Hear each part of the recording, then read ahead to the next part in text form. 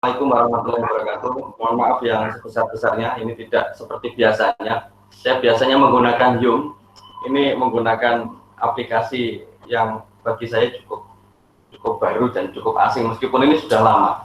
Mungkin saya tergolong gaptek, mungkin tergolong itu. Jadi ini kita mencoba untuk menulis ringan tanpa beban. Ini yang mungkin bagi penulis ini sudah biasa dan memang ringan dan tanpa beban. Kan tetapi bagi yang baru mulai menulis ini mungkin bisa disebut suatu yang pekerjaan berat. Tapi tadi saya sampaikan bahwa yang menyebabkan berat itu karena tahapan menulis tadi. Tahapan menulis, Bapak Ibu. Kita langsung pada materi tentang tahapan menulis. Ya. Tahapan menulis yang pertama adalah pre-writing, yaitu bagaimana ketika kita mau menulis. Jadi ketika kita mau menulis, terus Yasin, yang pre-writing, kemudian drafting, writing, ini ke pre-writing ya. Kita harus mengenali background kita sendiri. Kita itu sebenarnya pengetahuan kita itu bagian pengetahuan kita itu di bidang apa? Kenali background kita sendiri. Kesukaan kita itu apa? Jangan sampai kita itu seperti guru IPS menulis tentang IPA. Ini jelas tidak cocok. Karena apa? Karena bukan backgroundnya. Jadi diharapkan agar menulis itu tidak seperti itu. Kita harus betul-betul mengenali diri kita. Saya ini sebenarnya penulis apa? Kalau agama, kita tulis agama, kita dalami agama. Kalau toh mungkin kita sebenarnya bukan backgroundnya, misalnya backgroundnya kok IPS, pengen menulis yang kaitannya dengan agama misalnya, menulis kaitannya dengan pengetahuan lain misalnya, maka penulis itu harus banyak membaca dan banyak bertanya pada orang yang lebih tahu. Itu kalau kita memang ingin sekali menulis yang bukan background kita. Jadi itu harus kita lakukan. Kemudian peka terhadap sekelilingnya. Jadi seorang penulis sebelum kita menulis itu harus peka. Apa kira-kira yang patut ditulis? Apa kira-kira yang seharusnya tidak ditulis? Gitu.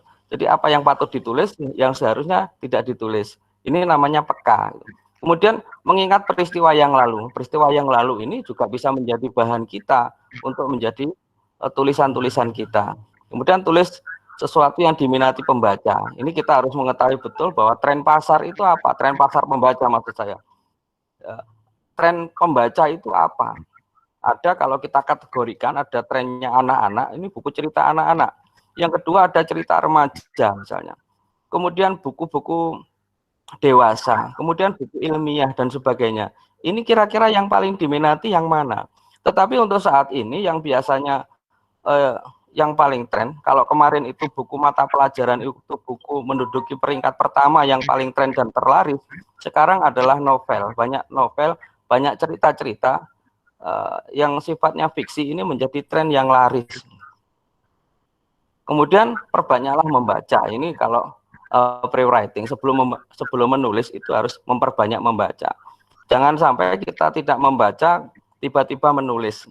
Maka yang terjadi adalah kita sering mengalami terhenti. Kita sering mengalami kemandekan di dalam menulis. Jadi tema kita atau tulisan kita tiba-tiba sudah sampai di sini, ternyata besok tidak bisa melanjutkan. Itu karena apa? Karena kurang membaca, kurang mengetahui, juga kurang banyak melakukan survei atau riset terhadap apa yang ditulis. Ini yang seringkali terjadi pada saat menulis. Akhirnya kalau writing-nya tidak, istilahnya tidak siap betul, tidak matang. Berikutnya, Pak Yasin. Ini tahap-tahap pre-writing, Bapak Ibu, tentang tentukan topik atau tema. Gitu. Kemudian kumpulkan bahan, seleksi dan kelompokkan. Ini kita seleksi, kita kelompokkan. Bapak Ibu kalau sudah menjadi penulis, ini kadang-kala kan dalam satu waktu, ketika tulisan itu belum selesai, itu sudah mungkin minggu lalu sudah saya sampaikan, tergoda oleh tulisan lain, pengen menulis yang lain dengan jenis yang berbeda, itu kelompokkan saja, biarkan saja mengalir gitu. Kumpulkan bahan-bahan, kemudian susun secara sistematis. Ini kalau dalam buku kita buat judul, buat sinopsis, kemudian kita buat outline, kemudian tahap coba berikutnya Pak Yasin, Bang. Sumber ide, kemarin juga sudah saya ulas tentang sumber ide itu dari mana, kisah orang lain, kisah memoir, cerita tentang masa lalu, bisa mapel, bisa keterampilan. Misalnya saya ini ahli dan terampil memasak, maka akan lebih baik jika tulisan-tulisannya kaitannya dengan masak ini. Kemudian imajinasi itu tidak terbatas. Ada misalnya tulisan-tulisan tentang biasanya tentang anak-anak, ini biasanya berimajinasi yang sangat tinggi, tulisan imajinasi. Kemudian berita, kemudian kelas, best practice dan kisah di ini yang menjadi sumber-sumber ide. Monggo Pak Yasin lanjutnya. Kemudian tip menulis fiksi, ini yang tip menulis fiksi. Harapannya kan nanti kita bisa setidaknya bisa menulis fiksi sebelum kita menulis ke karya ilmiah yang lebih tinggi. Cerita ide unik dan ide sedang booming. Ini ceritakan, carilah ide yang unik, ide yang unik. Itu pernah guru MTS 7 itu tentang menulis tentang apa itu? Yang kaitannya aku hanya turunan ibuku kalau tidak salah. Itu ada yang menulis seperti itu. Itu kan tulisan yang unik. Di dalamnya bukan hanya sekedar novel, tetapi juga ada pengetahuan di sana. Ternyata apa kisahnya? Dia berkisah tentang anak bayi tabung yang tidak punya ayah. Ternyata itu di situ ada pengetahuan di dalamnya. Kemudian bahas ide dengan sudut pandang yang berbeda. Sudut pandang yang berbeda. Nanti saya beri contoh. Bagaimana COVID ini ternyata ada membawa hikmah terhadap membawa dampak yang menyenangkan bagi orang lain, meskipun di sisi lain juga tidak menyenangkan. Ini namanya adalah sudut pandang yang berbeda atau kontradiktif. Kemudian sesuaikan dengan selera pasar. Pasar itu senangnya tulisan macam apa, jenis apa ini. Kemudian Anda juga menyampaikan hal yang kontroversial. Tadi sudah hampir sama dengan sudut pandang yang berbeda, kontroversi tadi. Baca dan analisis, cari cerita-cerita yang judul-judul yang hampir mirip gitu. Terusnya Pak Yasin, ini kalau kita praktek nanti kan itu merenung, berjalan, menyusuri liuk pikiran, kemudian temukan paling berkesan, temukan paling indah untuk dibagi kepada orang lain. Lanjut aja Pak Yasin, ini enggak begitu. Ini contoh tema, contoh tema, kemudian hindari tema perselingkuhan. Tema perselingkuhan ini yang seringkali muncul, bahkan saya selaku editor di Media Guru itu pernah membredel beberapa tulisan karena tulisannya kita sebagai guru sepertinya tidak mendidik. Dia begitu vulgar menyampaikan tentang perselingkuhan antara menantu, antara dirinya dengan mertuanya. Jadi antara dirinya dengan mertuanya,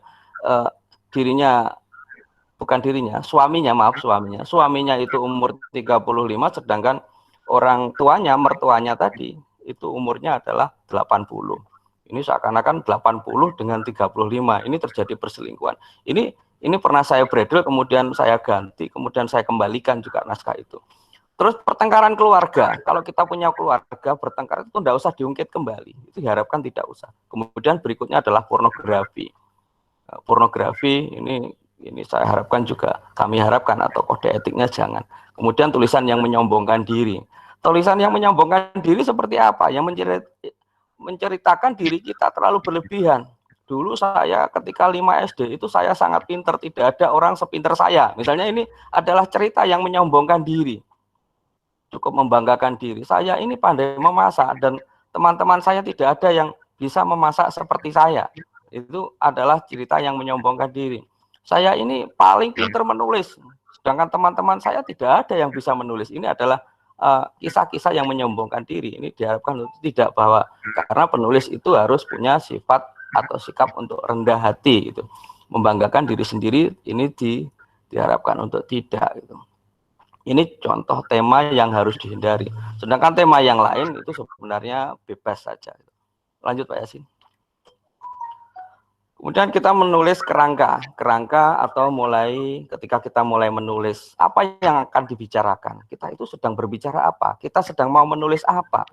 Apa manfaatnya? Apa boleh begitu? Ini yang menjadi pemikiran-pemikiran kita untuk kita ulas. Apa yang kita bicarakan nanti. Kemudian setelah kita mengetahui apa yang kita bicarakan, baru siapanya yang terlibat di dalamnya. Siapa yang diulas, siapa referensinya, siapa yang terpengaruh siapa dan siapa. Ini menyangkut orang atau menyangkut pihak lain. Ini. Kemudian kenapa begitu? Ini kan menjadi pertanyaan. Jadi mulai dari apa yang dibicarakan sampai manfaat tujuan, kemudian siapa, kemudian kenapa terjadi begitu. Ini menjadi penulis yang perlu kita ulas. Kemudian bagaimana hal ini terjadi. Ini adalah proses bagaimana ketika kita mau menulis. Sampai bagaimana ini terjadi. Ini juga menjadi bahan-bahan tulisan kita. Kemudian di mana settingnya, seperti apa, lokasinya di mana perasaanmu, di mana sih, dan sebagainya. Ini yang menjadi bahan untuk kita tulis. Kemudian kapan isu itu berlaku, kapan dimulainya, kapan kira-kira berakhir, kapan, dan seterusnya. Ini akan menjadi bahan penulisan. Jadi ini dalam kaitannya dengan kerangka agar kita mudah untuk menulis. Jadi sebenarnya penulisan adalah di dalam menulis itu kita sedang menjawab tentang semua ini.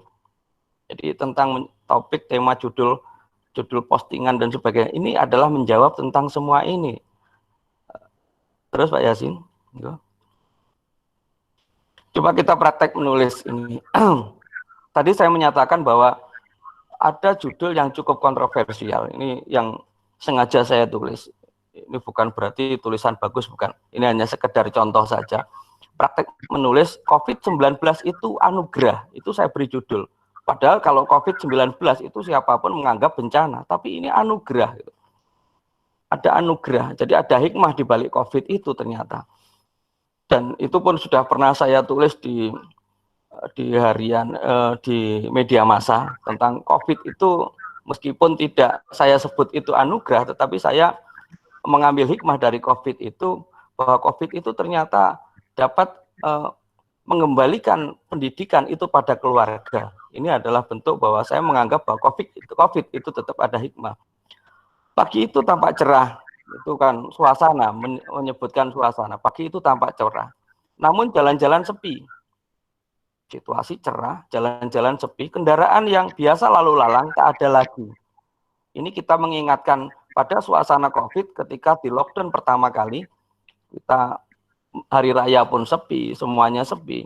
Itu kita mengingatkan pada itu. Wajah ceria anak sekolah tak terlukis di trotoar. Ini tidak ada ketika anak-anak biasanya berjalan di trotoar, ini sudah tidak ada. Sepi. COVID-19 tiba-tiba memberangus negara yang berpenduduk terbesar kelima itu. Itu di situ ada unsur pengetahuan. Penduduk kita itu adalah penduduk terbesar. Kemudian apa yang harus diperbuat? Apa yang harus kita perbuat?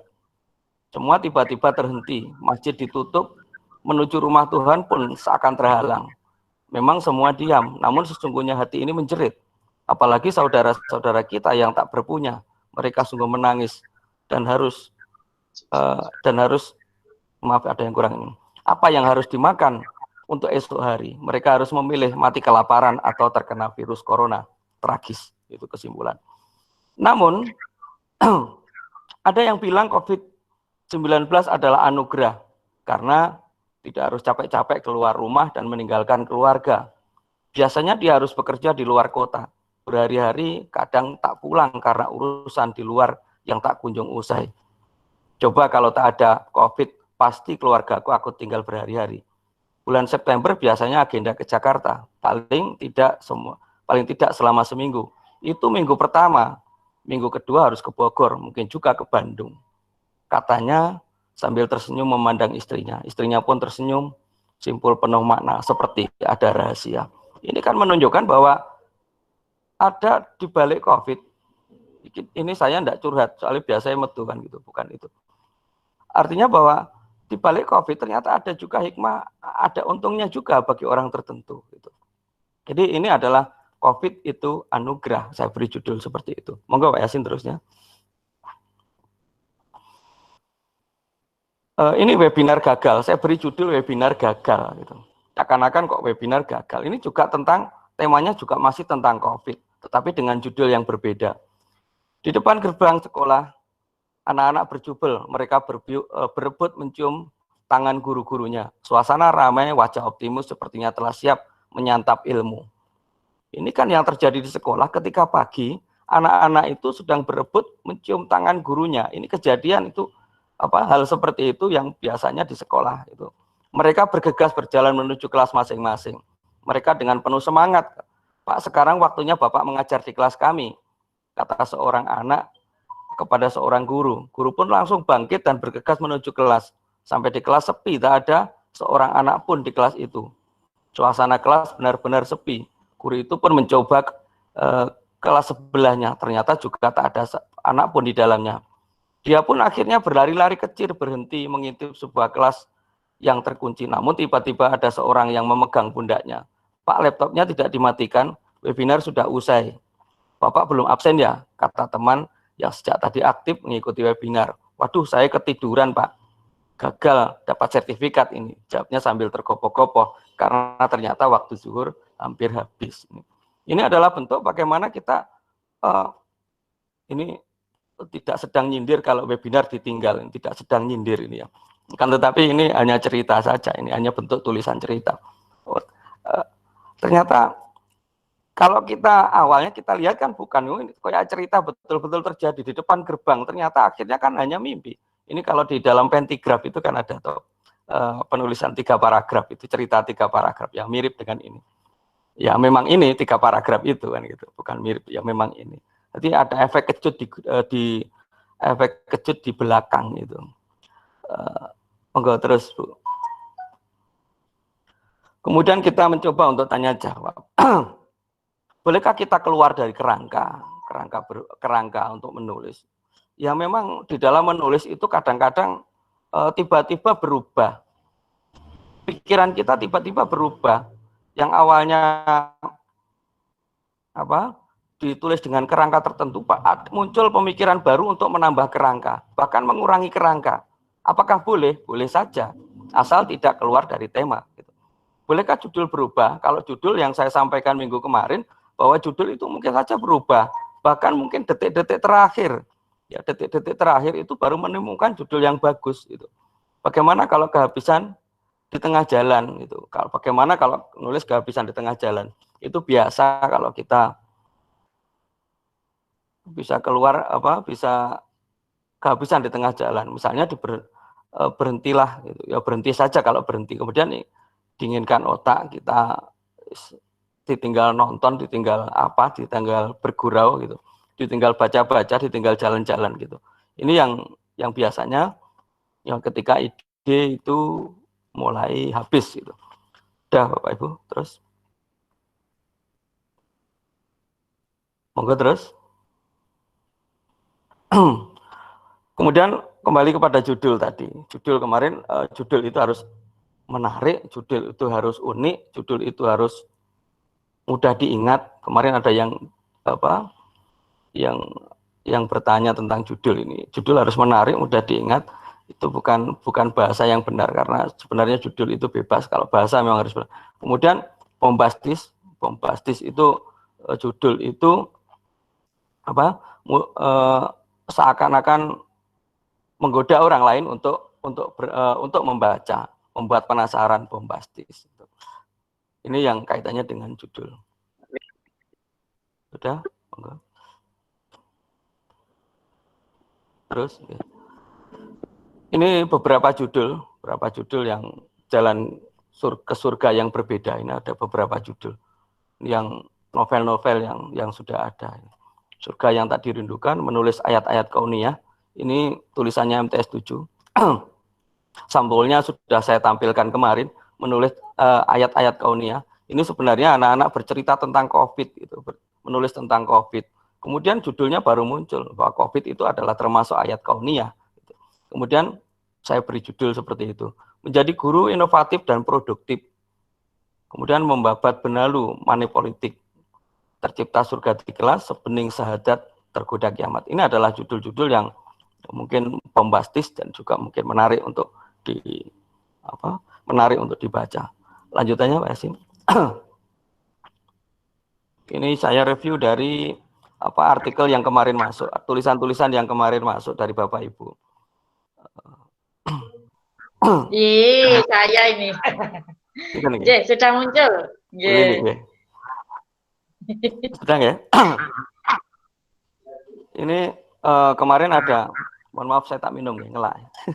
Oke, monggo Pak. Bapak Ibu yang lain silahkan membawa kebutuhan konsumsi, nggih. Saya kemarin agak membaca review dari teman-teman, ingin mereview bahwa teman-teman masih mencampur adukkan antara opini. Jadi tulisannya masih campuran, ada opini, kemudian ada esai, ada cerita di dalamnya. Padahal kalau kita menulis opini, kita opini saja, artikel membuat opini. Ada perbedaan antara opini dengan esai. Ya. Opini itu adalah pendapat, gagasan kita, kemudian disertai fakta, disertai data, yang kemudian pada akhirnya bisa menyelesaikan masalah. Itu opini yang terjadi pada saat ini. Berbeda dengan esai itu tulisan yang sifatnya itu berlangsung lama, kapanpun bisa, tidak harus terjadi pada saat ini. Sedangkan cerita adalah bertutur, ya, bertutur tentang kisah atau kejadian. Makanya tadi harus ada tempat, ada pelaku, kemudian ada cerita, ada konflik, itu ada hal itu di dalam bercerita, ada perbedaan. Kadangkala teman-teman beropini gitu. Ada lagi yang menulis apa istilahnya? Menulis berita, reportase itu dia berpendapat. Penulisnya berpendapat. Itu sebenarnya tidak boleh. Mungkin lain waktu kita membahas tentang itu, opini bagaimana, esai bagaimana, cerita bagaimana. Yang cerita untuk saat ini kita cerita dulu. Opini seperti apa, esai seperti apa gitu nanti. Termasuk penulisan reportase. Nanti lain waktu saja kita bahas. Itu yang pertama yang perlu saya tanggapi. Di sini ada serba-serbi pembelajaran jarak jauh mapel kimia masa pandemi COVID-19 di wilayah lereng Gunung Wilis. Menurut Bapak Ibu judul ini panjang apa tidak kira-kira? Hafal atau tidak Bapak Ibu untuk melihat judul kira-kira mudah enggak menghafal? Sangat sulit mungkin ya. Sulit, Pak. Kemudian panjang. Ya. Serba-serbi belajar jarak jauh. Maaf ini Bu Diah. Bu Diah. Tadi mau saya hapus, mohon maaf, belum lupa tidak terhapus itu. Sebenarnya mau saya rahasiakan, tapi terlanjur tertulis. Tapi tidak apa-apa Bu ya. Mohon maaf ini. Kita mengoreksi dan mereview agar tulisannya lebih baik. Ini awalnya seperti ini Bapak Ibu.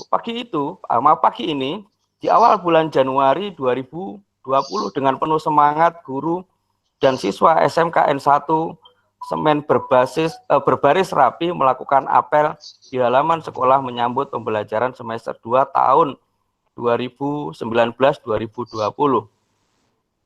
Kira-kira capek enggak kalau tanpa koma, tanpa titik? Kemudian senyampang memang sangat senyampang tentang sekolah kami. Sekolah kami tercinta terletak di Semen, lereng Gunung Wilis. Ini tulisan pertama memang agak apa ya. Tetapi pada paragraf ketiga ini sepertinya sudah mulai bagus.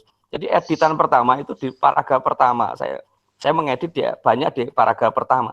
Tetapi di yang ketiga ini sudah tidak. Artinya bahwa saya menyebutkan penulis itu kebiasaan. Dan semakin Bapak Ibu menulis, mungkin ke bawah juga akan semakin bagus. Ini kemudian hasil edit. Mungkin bisa dibandingkan dengan yang tadi. Awal Januari 2020, guru dan anak-anak berbaris rapi di halaman untuk apel pagi. Mereka dengan semangat menyambut pembelajaran semester 2. Ini kan sudah terbayang, guru dan anak-anak berbaris rapi di halaman sekolah untuk melakukan apel pagi. Mereka menyambut pembelajaran semester 2. Sudah dibayangkan pasti awal Januari ini terjadi. Kemudian keindahan Gunung Wilis serasa melengkapi gairah kami untuk tetap mengajar. Jadi semangat dengan indahnya suasana dia malah bersemangat. Kemudian memang untuk menuju sekolah itu cukup berat karena di lereng gunung cukup berat. Namun semangat kami tak pernah padam. Kemudian SMKN 1 Semen luar biasa. Sekolah yang terletak di Kecamatan Semen itu semangatnya terus menyala seperti api tak kunjung padam.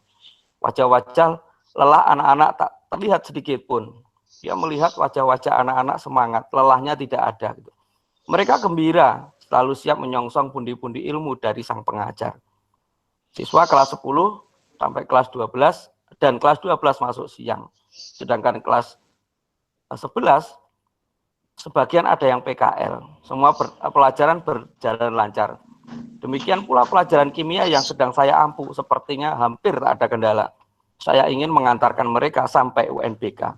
Ini mencoba untuk kita bandingkan, jelas tidak sama. Ini saya ulas satu saja. Kemudian di paragraf kedua, mungkin juga tidak sama.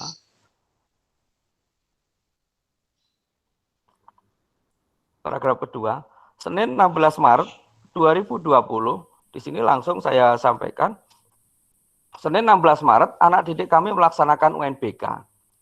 Bersamaan itu kami membaca berita, bersamaan dengan itu, kami membaca berita adanya virus corona yang mematikan.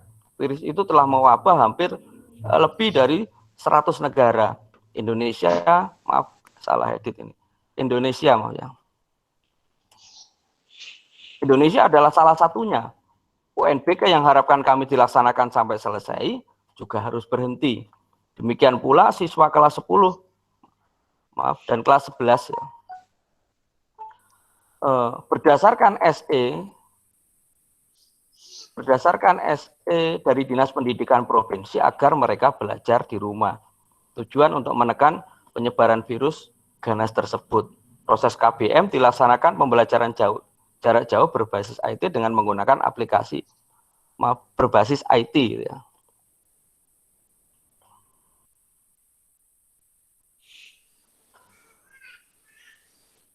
Ini yang ketiga baru tidak banyak mengedit saya karena banyak yang sudah betul gitu.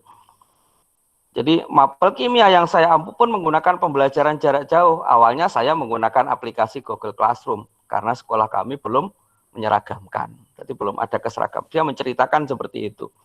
Akhirnya pada awal tahun 2000, ajaran tahun 2019-2020 ini, sampai saat ini sekolah kami juga menggunakan aplikasi LMS Moodle. Gitu. Pembelajaran awal kimia dengan Google Classroom dimulai sekaligus mensosialisasikan tentang wabah corona. Ini bahwa tulisan yang paragraf ketiga ini juga menjadi semakin baik. Ini tadi saya ingin sebenarnya mengulas banyak, tapi ya waktu mungkin yang kurang, artinya mungkin nanti lain waktu atau di grup akan saya ulas satu persatu. Jadi itu Bapak Ibu yang perlu saya sampaikan. Jadi saat ini tugas Anda itu belum selesai, artinya lakukan writing, kemudian mulai tugas menulis adalah menulis. Jadi tugasnya menulis itu menulis. Kemudian tugas editor itu mengedit. Jadi jangan takut untuk menulis. Jadi kalau kita menulis itu jangan sampai kita sering kembali masih 3 paragraf kita kembali lagi ke atas. Itu yang menyebabkan tulisan tidak selesai justru itu. Ikuti saja tahap-tahap yang tadi. Yang pertama adalah persiapan, kemudian tahapnya menulis, kemudian merevisi, melakukan revisi tadi, kemudian edit, baru publikasi. Itu tahap-tahap yang harus dilakukan. Kalau Bapak Ibu menulis baru 3 paragraf, kemudian kembali lagi ke atas, dibaca lagi, oh ternyata kurang. Ya 3 paragraf itu meskipun berminggu-minggu hasilnya ya 3 paragraf. Terus saja menulis sampai usai. Kalau nanti targetnya 1000 kata, ya tulis saja 1000 kata. Nanti berikutnya baru diadakan istilahnya merevisi, mengevaluasi, menambah dan sebagainya. Kalau ada yang kurang ditambahkan, ada yang terlalu tidak sesuai bisa dikurangkan, bisa dikurangi itu di dalam proses menulis. Kemudian baru kita publikasikan tulisan itu. Akan lebih baik bahwa penulisan itu kalau perlu memang dibaca oleh orang lain dulu. Coba dikoreksi, sebab bagaimanapun meskipun itu editor, meskipun siapapun, itu tetap bahwa menulis itu kadang-kala banyak salahnya, ada salahnya gitu. Jadi editor pun perlu diedit gitu. Belum tentu wah kalau editor itu tidak perlu diedit. Tidak, editor pun banyak salahnya ketika dia menulis dirinya sendiri, untuk dirinya sendiri. Jadi itu yang dibutuhkan seorang penulis. Jadi sekali lagi Bapak Ibu, segeralah mulai menulis, tidak usah ditunda. Kalau ditunda, tulisan Bapak Ibu tidak akan segera jadi, dan Bapak Ibu hanya berangan-angan, Bapak Ibu hanya pingin saja untuk menghasilkan tulisan, dan tulisan itu tak kunjung terwujud. Itu yang terjadi apabila kita tidak segera menulis. Jadi itu Bapak Ibu yang perlu saya sampaikan. Mungkin monggo kalau. Terima kasih Bapak Mahfur. Bapak Ibu sekalian, kita beri aplaus dulu untuk beliau.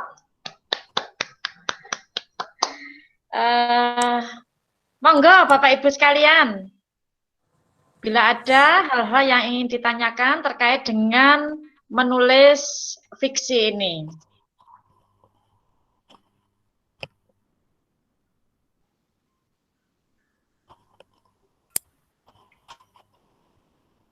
Monggo. Saya Ibu. Oke, mungkin mohon maaf bila sudah ada yang mau menanyakan, yang Bapak Ibu yang lain mohon untuk mute dulu sekedar. Okay.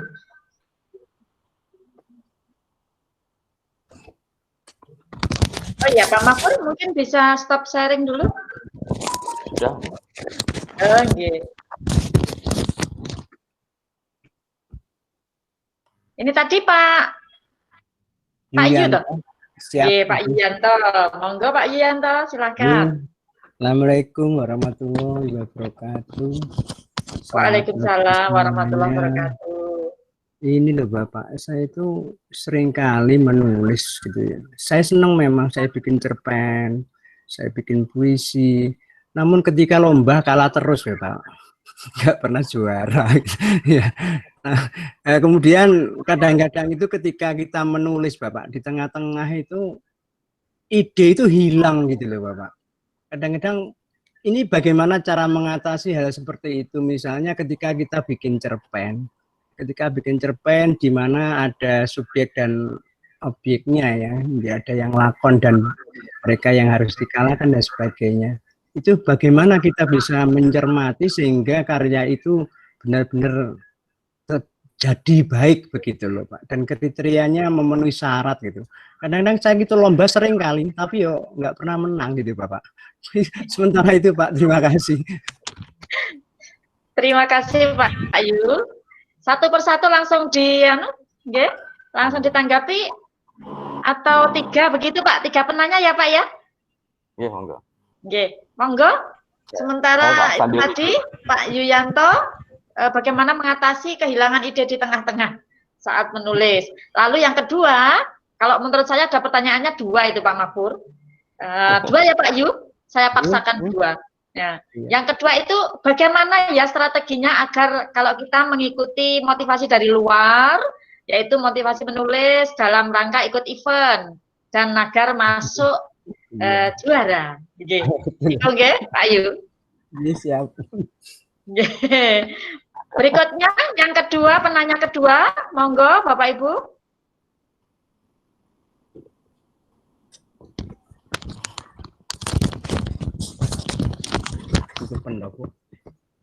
Halo Bapak Ibu, adakah? Kalau tidak ada sementara Pak Mahfur, monggo saged ditanggapi. Pertanyaan Pak Yuyanto ya Pak Yuyanto. Pertanyaan yang cukup sulit karena saya sendiri untuk juri lomba itu tidak pernah, meskipun saya juga pernah menang lomba gitu. Saya juga tidak tahu kenapa kok bisa menang. Saya ada 3 kali, hampir terutama tahun 2018 itu saya banyak ikut lomba dan alhamdulillah menang, tapi bukan jenis cerpen. Saya penulis opini, penulis esai itu yang menang. Penulis puisi juga pernah jadi nominasi itu. Kalau itu. Bagaimana cara agar ide kita itu tetap lancar? Kenapa tiba-tiba terhenti? Jadi ide terhenti itu sebenarnya hampir siapapun Bapak. Tapi bukan hanya panjenengan, siapapun itu akan terjadi itu. Bagaimana caranya? Ya tadi saya sampaikan, ditinggal saja, biarkan saja dulu. Biarkan mengendap cerita itu.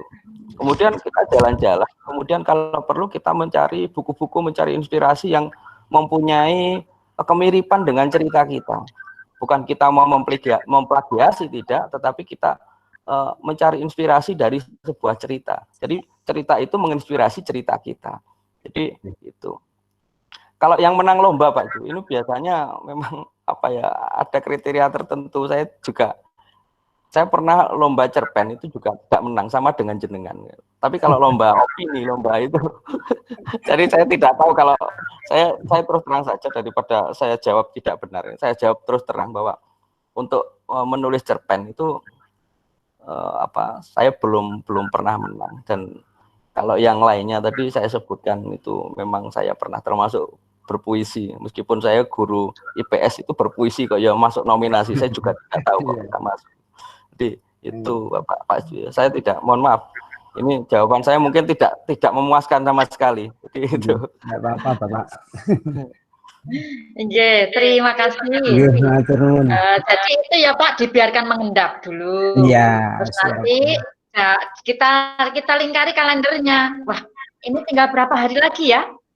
Harus dikumpulkan. Nah, semangat lagi Pak Yu, apalagi nanti sambil bernyanyi Pak Yu. Nah, siap. Itu Pak Yu ya. Nah.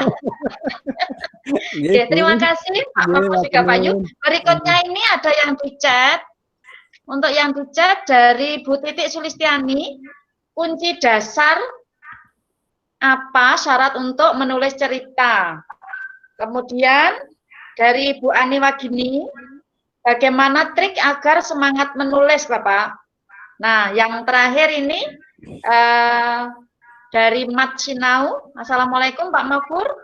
Saya Bu Nila, mohon izin bertanya. Tugas menulis yang diharapkan dari webinar ini yang tepat berupa esai, cerita, atau boleh berupa opini. Yang kedua, bagaimana pendapat Bapak terkait paradigma anak muda seumuran anak SMK yang cenderung menyukai membaca karya dalam bentuk digital dan ringkas. Itu. Jadi ada Bu Titi, Bu Ani, dan Bu Nila. Terima kasih Pak Mafur.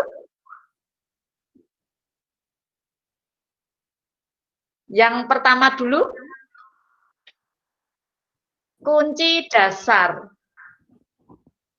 Kunci dasar apa syarat untuk menulis cerita? Tadi sepertinya sudah dibahas di awal, nggih. Sudah bergabung. Halo, sudah bisa didengar? Ya, sudah Pak.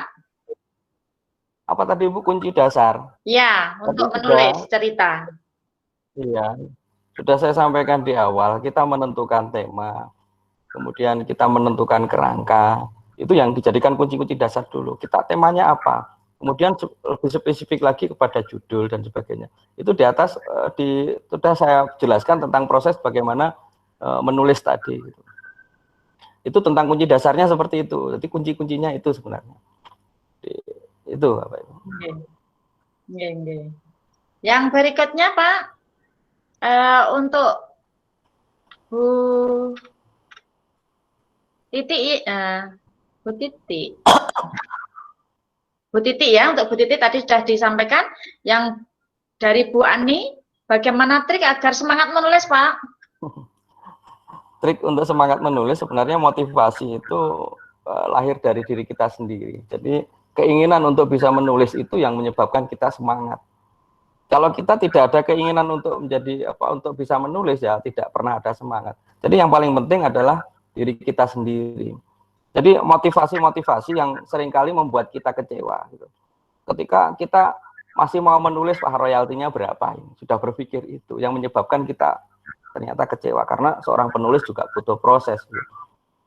Jadi tidak tiba-tiba langsung bisa sekian buku. Itu sangat siapapun juga sangat mustahil untuk itu. Jadi harus berproses, harus pelan-pelan.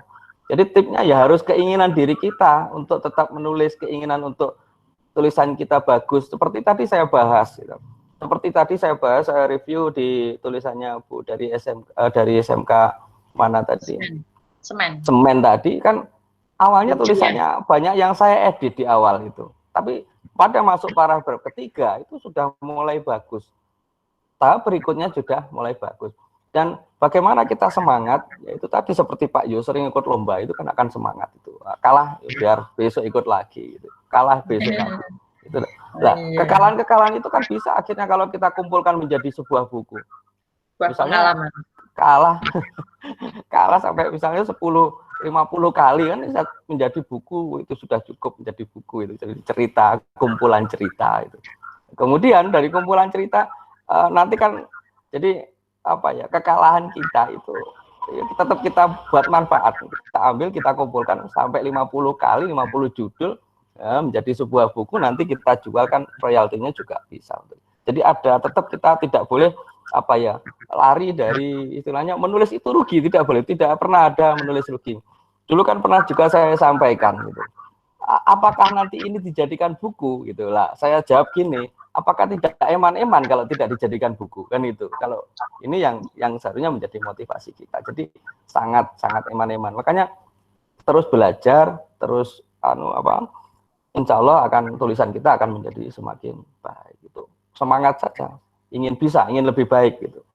Itu yang perlu kita sampaikan. Apalagi Pak? Berikutnya dari Bu Nila, terima kasih tadi yang untuk Bu Ani Wagini, yang dari Bu Nila, tugas menulis yang diharapkan dari webinar ini itu esai, cerita, atau boleh berupa opini. Kemudian yang kedua, bagaimana pendapat Bapak terkait paradigma anak muda? Mungkin yang kedua dulu, untuk yang pertama nanti akan dibahas di dalam WhatsApp grup ya, Pak Yasid. Paradigma anak muda yang bagaimana ini maksudnya? Nah, bagaimana pendapat Bapak terkait paradigma anak muda seumuran anak SMK yang cenderung menyukai membaca karya dalam bentuk digital dan ringkas? Nah, mungkin buku itu tidak termasuk kategori digital, kalau itu dalam keadaan hard copy atau hard file gitu loh Pak. Sedangkan ada buku ini novel di digitalisasi. Nah, monggo. Anak muda sekarang memang cenderung seperti itu, membaca Wattpad dan sebagainya. Itu memang sudah ada kecenderungan dan mereka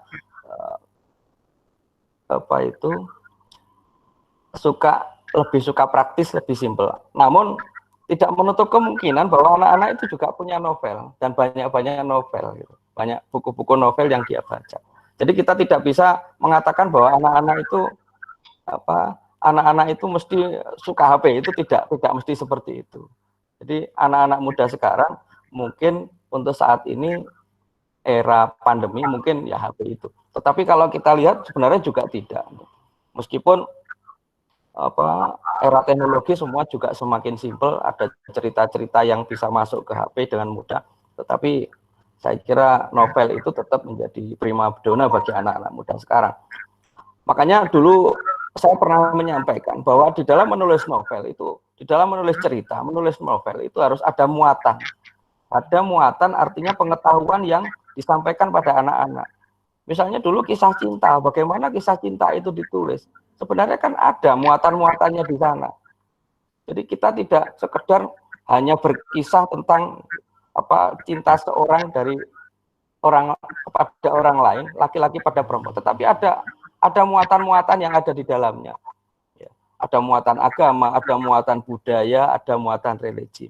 Jadi ini sebenarnya dakwah kita, gitu. Kalau kita berdakwah itu kan dakwah kita, kalau Sunan Kalijogo dulu menggunakan wayang, kita menggunakan tulisan kita untuk mendidik generasi muda kita.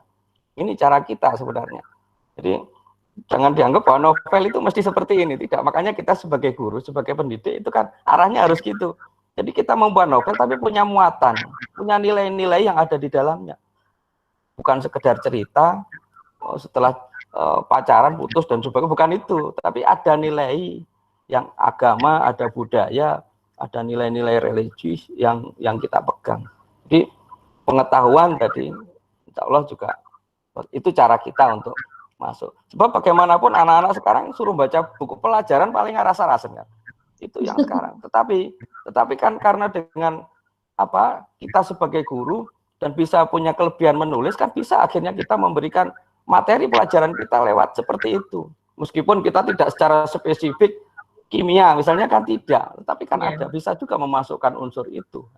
Jadi itu yang apa? Mungkin jawaban saya agak sama dengan tidak sama dengan pertanyaannya agak nyimpang. Tapi itu bahwa anak muda sekarang memang di era digital ini banyak yang suka menggunakan itu, tetapi tidak menutup kemungkinan bahkan banyak. Mohon maaf, ini di MTS 7 yang kemarin dipakai untuk apa? Yang kemarin dipakai untuk pembukaan pertama kemarin. Ini sebenarnya di kegiatan literasi pagi itu anak-anak novelnya tebal-tebal. Dan saya lihat novelnya juga mahal-mahal. Itu sebelum pandemi, Bapak Ibu. Itu artinya apa? Gairah mereka membaca itu sebenarnya banyak. Tinggal bagaimana kita, kan gitu. Bagaimana kita memberi kesempatan, bagaimana kita memberi peluang. Itu yang paling penting. Kalau kita tiba-tiba, itu novel itu jelek, lihat dulu kan gitu, lihat dulu. Makanya kalau bisa kan kita sebagai guru ya sekali lagi kita buat novel yang punya nuansa itu. Kita untuk apa? Melawan novel yang sifatnya misalnya pornografi, ada unsur seperti itu. Itu melawan itu ya guru itu. Siapa yang bagaimana yang tahu tentang pendidikan ya guru, kalau bukan guru kan tidak begitu banyak tahu. Kita yang tahu banyak tentang generasi itu. Mohon maaf, jawaban saya seperti itu. Terima kasih Pak Makfur. Yang kedua Pak Makfur, ini dari Bu Nila, mungkin ini nanti untuk sesinya Pak Makfur kita sampai pukul 11, ya Bapak Ibu. Tadi Pak Yasin di sesi di webinar kita ini, di workshop kita ini, sebetulnya nanti itu yang diharapkan yang akan ditulis itu apa? Itu, monggo silakan Pak Yasin. Oke, Assalamualaikum. Untuk tugas yang diharapkan dalam webinar ini, Bapak Ibu sekalian, karena kita ada dua topik. Topik yang pertama itu adalah berkaitan dengan menulis fiksi, dan yang kedua adalah menulis non-fiksi. Untuk tugasnya Bapak Ibu bisa mengambil salah satu atau keduanya. Kalau Bapak Ibu mengambil yang fiksi, itu bentuknya bisa berupa esai, boleh, cerita, boleh, atau opini, boleh. Tapi tema besarnya adalah berkarya dalam pandemi. Jadi tema besarnya berkarya dalam pandemi. Jadi Ibu silakan menulis tentang esai, menulis tentang cerita, atau menulis tentang opini, dipersilahkan. Nah yang kedua, kalau Bapak Ibu berminat untuk menulis yang berkaitan dengan non-fiksi, berarti karya tulis ilmiah, nanti Bapak Ibu bisa menulis karya ilmiah populer, atau juga bisa menulis yang berkaitan dengan book chapter yang merupakan tema dari webinar kita kali ini. Itu untuk tugas ataupun tagihan yang diharapkan dari webinar kita. Dan itu kita punya waktu selama 2 bulan untuk Bapak Ibu untuk pembimbingan. Nanti diharapkan dengan pembimbingan itu Bapak Ibu bisa menghasilkan karya yang terkategori menjadi 2, fiksi dan non fiksi tadi. Yang fiksi itu bisa berkaitan dengan satu cerita boleh, atau isi juga boleh, atau opini juga boleh, yang di dalamnya Bapak Ibu bisa mengkaitkan dengan berkarya dalam pandemi. Untuk yang berbasis karya tulis ilmiah itu temanya bebas, yang harus diikuti. Itu kira-kira Bu Moderator, terima kasih. Terima kasih Pak Yasin dan Bapak Ibu sekalian, mudah-mudahan nanti semuanya bisa berkarya itu. Terima kasih. Kita sekarang kembali ke Pak Makfur, ke narasumber kita yang pertama. Alhamdulillah, terima kasih banyak Pak Makfur atas semua ilmu yang diberikan, yang disampaikan di forum ini. Semoga nanti betul-betul api yang sudah ada pada diri kami untuk menulis itu makin membara dan menjadi benar-benar tulisan yang baik dan layak. Nah, itu kalau kita simpulkan dari apa yang disampaikan oleh Bapak Makfur, maka untuk menulis fiksi, itu yang pertama tadi kita kenali diri kita Bapak Ibu. Jadi mohon maaf, saya tadi mulai dari kemarin juga itu belum memperkenalkan diri. Nggih, nun sewu, kula Bu Lilik Mu'alifah, saya Bu Lilik Mu'alifah, yang kebetulan menjadi moderator di kegiatan kita selama 2 hari ini dan juga di pra-webinar kemarin. Kebetulan keseharian saya di cabang dinas pendidikan wilayah Kediri. Kebetulan ini kemarin mendapat tugas baru yaitu menjadi pengawas sekolah SMA. Kemudian di Komisi Nasional Pendidikan, Bapak Ibu, kebetulan saya dengan Pak Makfur berada di bidang riset dan pengembangan. Monggo nanti Bapak Ibu yang istilahnya ingin memperbesar, ingin berkiprah di dalam Komnasdik, monggo silahkan. Juga demikian pula kita sebagai guru, sebelumnya saya guru SMA Negeri 1 Kandangan, ngajar kimia sama dengan Bu Diah Rusilawat tadi. Juga Bapak Ibu yang lain di sini, ada Bu Titi dan sebagainya. Kebetulan kemarin saya ketua GMP Kimia Kabupaten Kediri. Nah itu nggih perkenalan dari saya, Pak Makfur. Mohon maaf, saya ternyata ada yang mengingatkan. Terima kasih Bapak, Ibu. Saya Bu Lili, Bu Alifa. Terima kasih Pak Makfur. Bapak Ibu sekalian, kita nanti sesi 2 adalah materi tentang chapter cara mudah membuat karya tulis ilmiah bersama. Untuk itu, sekali lagi terima kasih banyak kepada Bapak Makfur Kumaidi. Kita beri aplaus kepada beliau. Oke, terima kasih Pak Makfur. Monggo saged ditutup. Mohon maaf. Assalamualaikum warahmatullahi wabarakatuh. Waalaikumsalam warahmatullahi wabarakatuh.